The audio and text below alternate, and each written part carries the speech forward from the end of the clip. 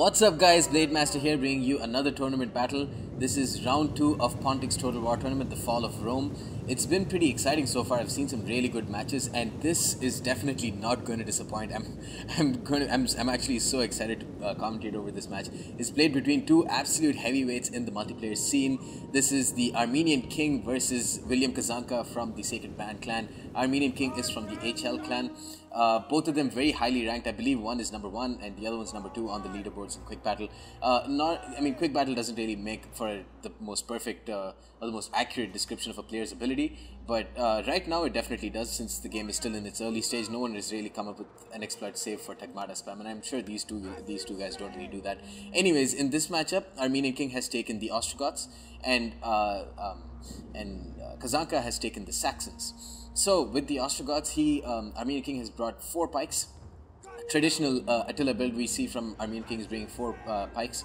I think are these the elite Ostrogothic? No, 4 Germanic pikes. He's also brought a total of 4 Germanic archers behind them.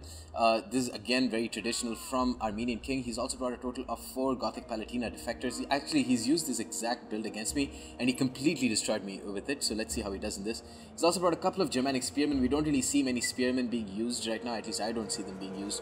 But besides that, he's brought a total of 5 Germanic horsemen and he's put a lot of gold chevrons on them and 1 Royal Sionist general. Meanwhile, William Kaszanka, who has already split up his troops into 3 going for the envelope here in the early game, he has brought a total of 2. Whoa, I didn't know Saxons have access to both Nordic horse lords and heroic cavalry. Okay, that's very interesting. He's brought a total of 4 heroic cavalry and a couple of Nordic horse lords, and the reason why I'm so excited about that is because Nordic horse lords are the only melee cavalry unit that I know of that have the fear trait, in addition to being a very good all-purpose melee cavalry unit. So combine that with the extremely high melee attack and actually heroic cavalry have axes, I believe. I guess they have axes, but I thought that they had spears. It looks like they have spears, but they only have a 32 weapon damage. It must be the spears, yeah, it's 24 and 8, yeah, so combine that with the spears and the excellent attack against cavalry that the heroic cavalry have, and you have a pretty dangerous cavalry threat on your hands. With the Saxons, he's also brought a total of 3 Nordic pikes. He has brought a total of 3 Nordic warriors, it looks like. These are the mid-tier melee infantry units for the Saxons. They're pretty good. They have the fear ability as well. He's also brought a couple of Nordic axe warriors. They could be devastating units if faced up against the Gothic Palatina defectors, but otherwise they can be a pretty big liability if the Germanic archers of Armenian King can get some good shots on them. He's also brought a couple of Nordic Levy, the very cheap spear units, and he's brought the cheapest Nordic Warlord general with him. So keeping the Warlord would be a pretty big task for him, keeping the Warlord safe, because a lot of his units, or most of his units, don't have the discipline trait. So in that case, sniping off the general could be a viable tactic. But already Armenian King is getting good shots on these Nordic horse lords and the heroic cavalry for William Kaszanka. Some of them are already dying because they're getting some flank shots, and that just shows the Germanic archers are definitely a very good unit. Not the best unit, actually this might sound surprising to some, but in my opinion not the best unit in terms of long range skirmishing, other than the crossbows, at dealing with cavalry. I think slingers, especially the Sassanid slingers, are excellent units to deal against cavalry.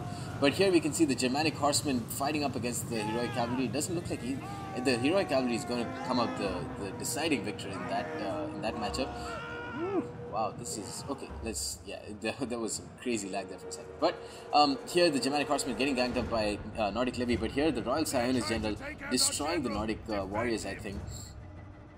But he has been Armenian King has been forced into an early engagement with his general. But the Nordic warriors are starting to die very quickly here, and the Germanic horsemen getting a good charge off. The Germanic spearmen they braced, so they actually probably are going to get a lot of kills there with their expert charge defense. Here though, heroic cavalry charging into Germanic horsemen got a clean charge off on them. So in general, it looks like the very aggressive maneuver by William Kaszanka actually helped him. He's getting some great charges off, and even some charges off on the rear of the Germanic horsemen for Armenian King. Definitely doesn't look like Armenian King is going to get the better of this engagement. And the Nordic axe warriors, they managed to move through. This is excellent. They managed to move through the pike line and then just charged into the Germanic archers, and yeah, the Germanic archers are definitely a big threat here. So it was good on him to use his Nordic axe warriors that way. But he's going to get charged at by Germanic horsemen, trying to retreat to his pike line, but it's going to be too little, too late. The Nordic axe warriors are basically dead, and yeah, they definitely weren't used to their full potential there. Just an early engagement there for them, not really proving to be very effective. What about the other Nordic Axe Warriors? Not doing too much, getting 20 kills, trying to waver here. Yeah, the Nordic Axe Warriors seem to be a pretty big waste of Kaszanka's money. They are a very, very dangerous unit if used properly, but it's very easy to get them wrong. But here the Nordic pikemen are trying to poke into these Germanic horsemen, but they didn't take many casualties over there. All in all, a big victory over there for Armenian King in that little maneuver, and managed to save a lot of his Germanic archers as well. And he's still got a lot of ammo, and he's got his choice. He can charge, he can start shooting into the heroic cavalry over there, or the heroic cavalry here. What about his Royal Scionist general? Doing well, 111 kills there with not many casualties sustained, and he's going to fire into this general blob here. That's smart, because even with the friendly fire, his Germanic horsemen can be, they can be sacrificed, because there is that Germanic spearman over there that will get a lot of kills as well. So very smart use of the Germanic archers by Armenian King, and it looks like that's probably going to win him the battle here. The Germanic horsemen are going to charge into completely braced Nordic warlord, but the Nordic warlord had their rears turned to these Germanic horsemen because they were bracing for this one. So excellent use by Armenian King with his Germanic horsemen there. He should come in for another charge with his Germanic horsemen here onto the rear of these Nordic warlord. It definitely looks like Kaszanka is going to lose this matchup. Yep, that is the decisive charge here from the Germanic horsemen, and the Nordic warlord is basically done. And yeah, I mean, the pikes stayed strong. There's not really much going on in the pike front as usual, but the Gothic Palatina defectors were used very effectively, just charging into the Nordic levy, charging into this general blob there, and killing off a lot of the cavalry with their excellent melee attack of 62. And yeah, it definitely looks like Armenian King is going to take this match pretty handily. I think his Germanic archers played a pretty big role in this matchup. They didn't get too many kills, but I think the kills that they got were very decisive. They helped kill off and helped inflict a lot of HP damage on the much stronger cavalry threat that Kaszanka possessed. Yeah, 15 seconds left. The Royal Scionist general probably going to just readying up to clear charge some of these pikemen.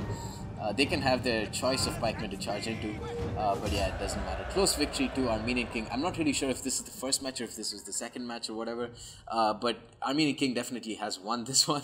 I can say that for sure. The Germanic pikes not doing too much, Germanic spearmen doing decently, but again, I'm not really sure they're really worth the cost. The Gothic Palatina defectors, though, one of the most cost-effective units, I think, in terms of melee infantry, and definitely proving their worth. 100, 102, 98, and 180 kills each on them. Germanic archers, a pretty underrated unit by many people. I definitely rate them. They're a very good unit, and I think they played a pretty big role in this matchup. The Germanic horsemen, some of them did pretty decently, but the rest just couldn't handle the threat of the heroic cavalry and the Nordic horse lords. For Kaszanka, the cavalry threat was kind of diminished by the Germanic archers and timely spear support from Armenian King. Some really decisive maneuvers there from Armenian King, using his Gothic Palatina defectors to charge into that blob in the cavalry front, and helping this win those cavalry engagements very handily.